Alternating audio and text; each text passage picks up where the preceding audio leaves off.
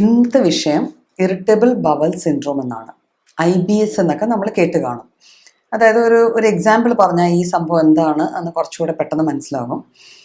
ഒരു കുട്ടി സ്കൂളിൽ പോകാൻ ഒരുങ്ങുന്ന ദിവസങ്ങളിൽ രാവിലെ ടോയ്ലറ്റിൽ പോകുന്നു, കുറച്ച് നേരം ഇരുന്നിട്ട് വീണ്ടും തിരിച്ചു വരുന്നു, വീണ്ടും കുറച്ച് കഴിയുമ്പോൾ ടോയ്ലറ്റിൽ പോകുന്നു, തിരിച്ചു വരുന്നു. ഒരു അമിതമായ ഒരു വിസർജന ശങ്ക, എപ്പോഴും ടോയ്ലറ്റിൽ പോകണം എന്നുള്ളൊരു തോന്നൽ. ഇത് സ്കൂളിൽ പോകുമ്പോൾ മാത്രമല്ല, ചിലപ്പം ചില വ്യക്തികൾ ഭക്ഷണം കഴിച്ചു കഴിഞ്ഞു, വീട്ടിൽ ഭക്ഷണം കഴിച്ചു കഴിഞ്ഞ ഉടനെ ടോയ്ലറ്റിലേക്ക് പോകാറുണ്ട്. അപ്പോൾ പണ്ടത്തെ ആൾക്കാർ പറയും അവൻ്റെ ശരീരത്തെ പിടിക്കാത്തതിന് കാരണം അവൻ ഭക്ഷണം കഴിച്ച ഉടനെ ഈ ബാത്റൂമിൽ പോകുന്നത് കൊണ്ടാണ് എന്നുള്ളത്. അപ്പം അങ്ങനെ ചില കാരണങ്ങൾ ഉണ്ടാവാം. അപ്പം ഇത് ഇന്നത്തെ കാലത്ത് ഇത് വളരെയേറെ കാണപ്പെടുന്ന ഒരു വിഷയമായിട്ട് മാറുകയാണ്. അപ്പം നമ്മൾ എന്താ ചെയ്യുക? ഇങ്ങനൊരു അവസ്ഥ വന്ന് കുറച്ചധികം ആകുമ്പോൾ നമ്മളൊരു ഡോക്ടറെ പോയി കാണും. ഡോക്ടർ ആദ്യം മരുന്നുകൾ തരുമ്പോൾ ചിലപ്പോൾ ഒരു ചെറിയ വ്യത്യാസം ഉണ്ടാവും. മരുന്ന് നിർത്തി വീണ്ടും അതേ അവസ്ഥയിലേക്ക് പോകുന്നു. പിന്നെ നമ്മൾ കുറേ ഇൻവെസ്റ്റിഗേഷൻസ് ഒക്കെ ചെയ്യുന്നു. ഇൻവെസ്റ്റിഗേഷൻസ് ചെയ്ത് കഴിയുമ്പോൾ എല്ലാ ഡോക്ടർമാരും പറഞ്ഞു പ്രത്യേകിച്ച് കാര്യമൊന്നുമില്ല, ചിലപ്പോൾ ചെറിയ അൾസറുകളോ അല്ലെങ്കിൽ എന്തെങ്കിലും പുണ്ണുകളോ ബാക്ടീരിയ വളർച്ചയിലെ പ്രശ്നങ്ങളോ ഒക്കെയാണ്. ഇങ്ങനെ ചെറിയ ചെറിയ ഡയഗ്നോസിസ് പറഞ്ഞ് നമ്മളെ തിരിച്ച് വീട്ടിലേക്ക് വന്ന് വീണ്ടും മരുന്നുകളൊക്കെ നിർത്തി കഴിയുമ്പോൾ ഇതേ അവസ്ഥ വീണ്ടും വരുന്നു. ഇതിപ്പോഴത്തെ കാലത്ത് മിക്ക പ്രായക്കാർക്കും, പണ്ട് കാലങ്ങളിൽ ഒരു ആപ്രിഹെൻഷൻ അല്ലെങ്കിൽ ആങ്സൈറ്റി, ഉത്കണ്ഠ കൂടുതലുള്ള കാലയളവിൽ വന്നിരുന്ന ഒരു അസുഖം ഇപ്പം എല്ലാ പ്രായക്കാരിലും പരമാവധി കാണപ്പെടുന്നുണ്ട്. ഈ വയറ്റിൽ നിന്ന് പോകാനുള്ള ശങ്ക പലപ്പോഴും പുറത്തേക്ക് പോയി കഴിഞ്ഞാൽ ഇവർക്ക് ഉണ്ടാവണമെന്നില്ല. ഇപ്പോൾ ഒരു കല്യാണത്തിന് പോയി അവിടെ നിന്ന് ഭക്ഷണം കഴിച്ചാൽ ചിലപ്പോൾ ഈ ഒരു വിഷയം ഉണ്ടാവില്ല. പക്ഷെ വീട്ടിലാണെങ്കിൽ ഭക്ഷണം കഴിച്ചാൽ ടോയ്ലറ്റിൽ പോകണം. അപ്പം ഇങ്ങനെ ഒരു സിൻഡ്രോം, ഇതിനെയാണ് നമ്മൾ ഇറിറ്റബിൾ ബവൽ സിൻഡ്രോം എന്ന് പറയുക. അപ്പൊ ഇത് പല തരത്തിൽ നമുക്ക് കാണപ്പെടാം. ഇപ്പൊ ഞാൻ പറഞ്ഞത് ഒരു വയറിളക്കം അല്ലെങ്കിൽ എപ്പോഴും മലവിസർജനത്തിനുള്ള ഒരു തോന്നല് എന്നുള്ള രീതി, അങ്ങനെയല്ല. ഇത് പല രീതിയിലും കാണപ്പെടാം. ഞാൻ പറഞ്ഞല്ലോ, ഇതിന് പ്രത്യേകിച്ച് ഇതുവരെ ഇപ്പം നമ്മളുടെ മെഡിക്കൽ സയൻസിൽ അസുഖങ്ങൾക്ക് കാരണങ്ങൾ പറയുന്നത് പോലെ ഇതിന് പ്രത്യേകിച്ചൊരു കാരണം ഇതുവരെ കണ്ടെത്തിയിട്ടില്ല. അപ്പൊ കാരണമില്ലാത്തത് കൊണ്ട് തന്നെ ഇതിൻ്റെ കൂടെ പല അസുഖങ്ങൾ ചിലപ്പോൾ കാരണങ്ങളായി വന്നേക്കാം. ആ അസുഖങ്ങളെ കുറിച്ച് നമുക്ക് പിന്നീട് പറയാം. അപ്പൊ ഇത് ഏതൊക്കെ തരത്തിലാണ് നമ്മളുടെ ഇടയിൽ കാണപ്പെടുന്നത്? അപ്പൊ IBS ഞാൻ പറഞ്ഞല്ലോ, ഇറിറ്റബിൾ ബവൽ സിൻഡ്രോം, ഇതിനെ വിരലി പിടിപ്പിക്കുന്ന തരത്തിലുള്ള ആമാശയത്തിലെ രോഗം എന്നാ പറയുക.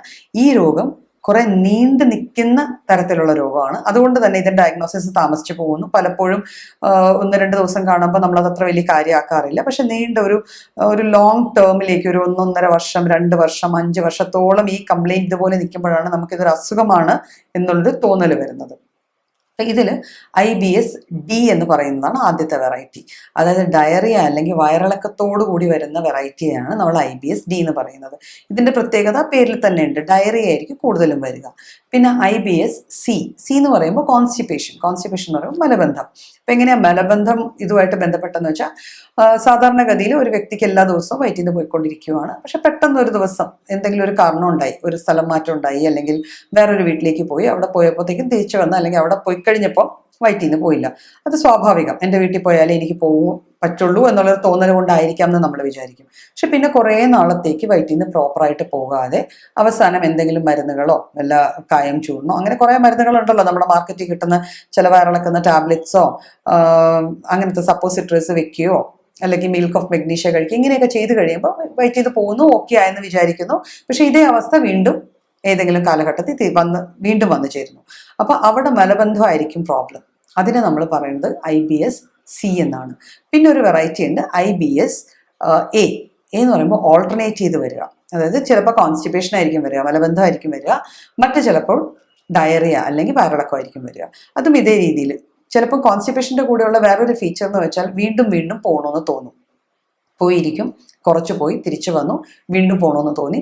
അപ്പം ഇത് ഒരു വിധത്തിൽ അല്ലെങ്കിൽ വേറൊരു വിധത്തിൽ നമ്മുടെ ജീവിതത്തിൽ വല്ലാണ്ട് ബാധിക്കും. ഇപ്പോൾ ഒരു ഓഫീസിലേക്ക് പോകാൻ ഒരുങ്ങുന്ന ആള്, അല്ലെങ്കിൽ ഒരു ചടങ്ങുകളിലേക്ക് പോകാൻ ഒരുങ്ങുന്ന ആള്, അപ്പം അങ്ങനെ ഉള്ളപ്പോഴത്തേക്കും ഒരു മനോധൈര്യം ഇച്ചിരി കുറവായ പോലെ, ഞാൻ ക്ലിയർ അല്ലല്ലോ, എനിക്ക് ഒരു ബുദ്ധിമുട്ടുണ്ടല്ലോ എന്നുള്ളൊരു തോന്നൽ ആ വ്യക്തിക്ക് വന്നു ചേരാം.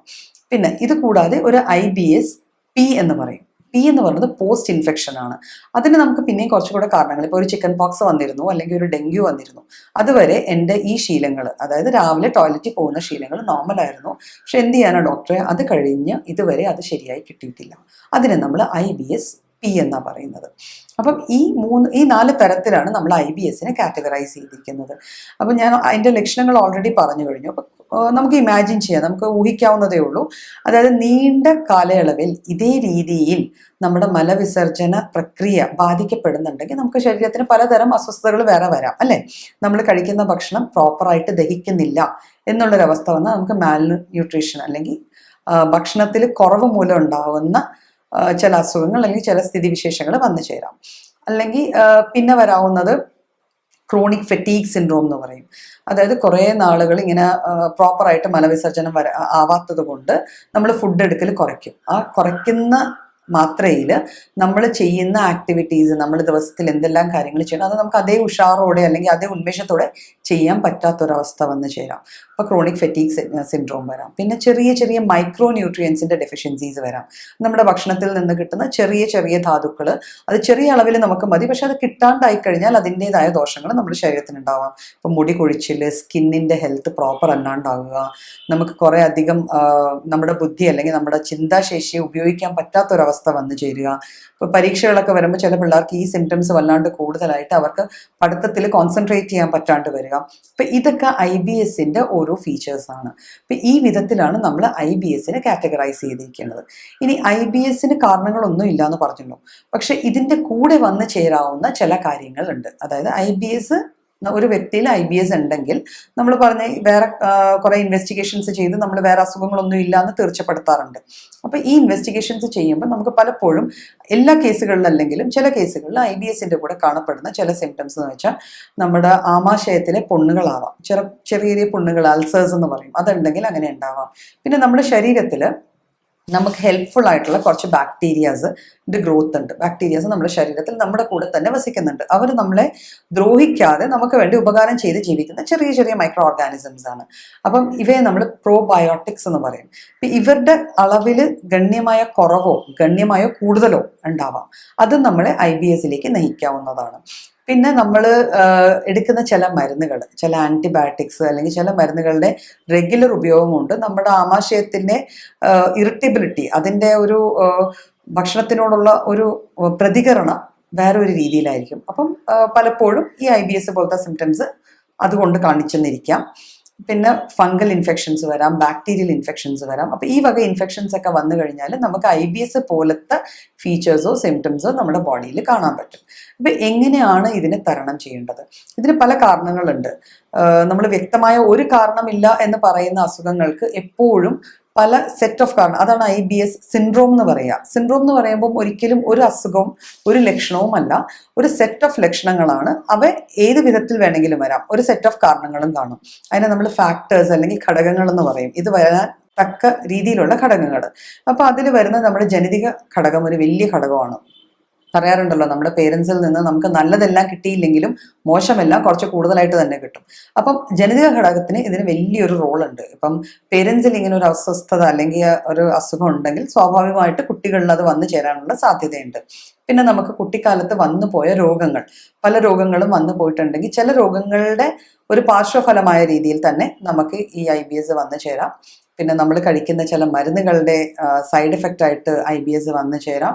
ഇതൊന്നും കൂടാതെ നമ്മുടെ ചില അനുഭവങ്ങൾ, ഒരു സൈക്കോളജിക്കൽ ഫാക്ടർ IBSന് വളരെയേറെ പ്രാധാന്യത്തോടെ നമ്മൾ കണക്കാക്കേണ്ടതാണ്. നമ്മൾ കാണുന്ന മിക്ക കേസുകളിലും അങ്ങനെ ഒരു ഫാക്ടർ കാണപ്പെടാറുമുണ്ട്. അപ്പോൾ അതൊരു നല്ല അനുഭവം ആവാം, ഒരു തിക്ത അനുഭവം ആവാം, അല്ലെങ്കിൽ ഒരു പേടിപ്പിക്കത്തക്ക അനുഭവം ആവാം. അപ്പം ഇങ്ങനത്തെ അനുഭവങ്ങൾ വന്നു ചേർന്നാൽ പലപ്പോഴും അതിൻ്റെ മറവിൽ നമുക്ക് IBS പോലത്തെ സിംറ്റംസ് ഡെവലപ്പ് ചെയ്യാനുള്ള ചാൻസസ് ഉണ്ട്. അപ്പം ഇതിനെ നമുക്ക് തടയാനായിട്ട് നമുക്ക് എന്തൊക്കെ ചെയ്യാൻ പറ്റും? നമുക്ക് ലക്ഷണങ്ങൾക്കൊത്തേ ഈ അസുഖങ്ങളെ കൈകാര്യം ചെയ്യാൻ പറ്റില്ല. ഇപ്പം ഒരു അസുഖത്തിന് ഇന്ന മരുന്ന് എന്ന് പറയുന്ന ഒരു വൈദ്യശാസ്ത്രത്തെക്കാളും കൂടുതൽ ലക്ഷണങ്ങളെ നോക്കി മരുന്നുകൾ പ്രിസ്ക്രൈബ് ചെയ്യുന്ന വൈദ്യശാസ്ത്രം, അതായത് ഹോമിയോപ്പതി പോലത്തെയുള്ള ശാസ്ത്രങ്ങൾക്ക് ഇതിനെ കൈകാര്യം ചെയ്യാൻ കുറച്ചുകൂടെ എളുപ്പത്തിൽ പറ്റും. ബിക്കോസ് അതിൻ്റെ ഇതിൽ പ്രസൻറ്റേഷൻ ഒരിക്കലും IBSൽ കാണിക്കുന്ന ലക്ഷണങ്ങൾ എപ്പോഴും എല്ലാവർക്കും ഒരേപോലെയല്ല. ഓരോ വ്യക്തിയിൽ കാണുന്ന ലക്ഷണങ്ങളുടെ ബേസിസിൽ, അതിൻ്റെ ആധാരത്തിൽ നമ്മൾ മരുന്നുകൾ കൊടുത്തു കഴിഞ്ഞാൽ നമുക്ക് IBS കുറേയേറെ ട്രീറ്റ് ചെയ്യാൻ പറ്റും. ഇത് കൂടാതെ മെഡിറ്റേഷൻ, യോഗ, പിന്നെ CBT എന്ന് പറയും, കോഗ്നിറ്റീവ് ബിഹേവിയറൽ തെറാപ്പി. അതായത് ചിലപ്പം ജീവിതത്തിലെ ചില അനുഭവങ്ങളായിരിക്കാം അവരിൽ ഇതുപോലത്തെ സിംറ്റംസ് ആദ്യമായിട്ട് ഉണ്ടാക്കിയിട്ടുള്ളത്. ആ അനുഭവങ്ങൾ അവർ ഓർത്തിരിക്കണമെന്നില്ല. പക്ഷെ അത് വീണ്ടും വീണ്ടും പല രീതിയിൽ അവരിൽ റിഫ്ലക്ട് ചെയ്യുന്നുണ്ടായിരിക്കും. അപ്പോൾ CBT പോലത്തെ തെറാപ്പീസ് യൂസ് ചെയ്തിട്ട് നമ്മൾ സൈക്കോളജിക്കൽ അപ്രോച്ചാണ് അതിൽ കാണിക്കുന്നത്. ആ ഒരു അപ്രോച്ച് വഴി നമുക്ക് IBSന് ഒരു പരിധിവരെ മാനേജ് ചെയ്യാൻ പറ്റും. IBSന്റെ മാനേജ്മെന്റ് എന്ന് പറയുമ്പോൾ മരുന്നുകൾ മാത്രം, CBT മാത്രം, യോഗ മാത്രം, മെഡിറ്റേഷൻ മാത്രം അങ്ങനെയല്ല. ഇവയെല്ലാം കൂടെ ഹോളിസ്റ്റിക് ആയിട്ട് ഉപയോഗിച്ചിട്ട് വേണം നമ്മൾ ഇതേ ട്രീറ്റ് ചെയ്യാനായിട്ട്. പിന്നെ ഭക്ഷണത്തിലും ഗണ്യമായ മാറ്റങ്ങൾ വരുത്തേണ്ടിയിരിക്കുന്നു. അതായത് നമ്മൾ പ്രോസസ്ഡ് ഫുഡിന്റെ അളവ് പരമാവധി കുറയ്ക്കേണ്ടതാണ്.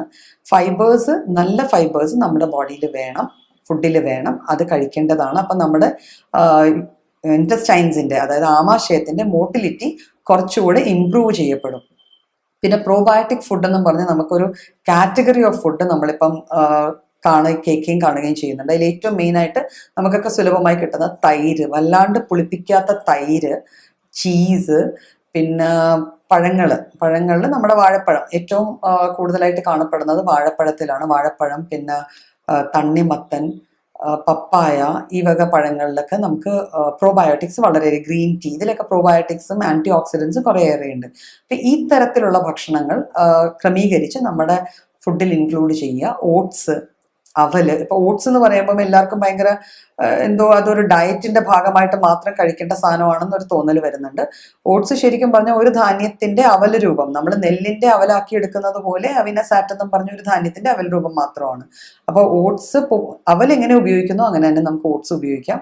ഓട്സ് പോലെ തന്നെ അവലിനെ ഉപയോഗിക്കാം. അവലിന് ഓട്സും അവലും ഒരേ ന്യൂട്രീഷണൽ വാല്യൂ ഉള്ള ഫുഡ് ഐറ്റംസ് ആണ്. അപ്പം ഇത് രണ്ടും നമുക്ക് നമ്മുടെ ഭക്ഷണം നന്നായിട്ട് ഉപയോഗിക്കാം. ധാരാളം വെള്ളം കുടിക്കാം. പാനീയങ്ങൾ നാച്ചുറൽ ഡ്രിങ്ക്സ് ആയിരിക്കണം, നാച്ചുറൽ ജ്യൂസസ് ആയിരിക്കണം. ഫ്രൂട്ട് ജ്യൂസസ് അല്ല അവിടെ ഉദ്ദേശിക്കുന്നത് നമ്മുടെ ഇളനീര്, പിന്നെ നാരങ്ങ വെള്ളം, ആ രീതിയിലുള്ള പാനീയങ്ങൾ. നമുക്ക് ഫ്രൂട്ട്സ് എപ്പോഴും ചവച്ചരച്ച് തന്നെ കഴിക്കേണ്ടതാണ്.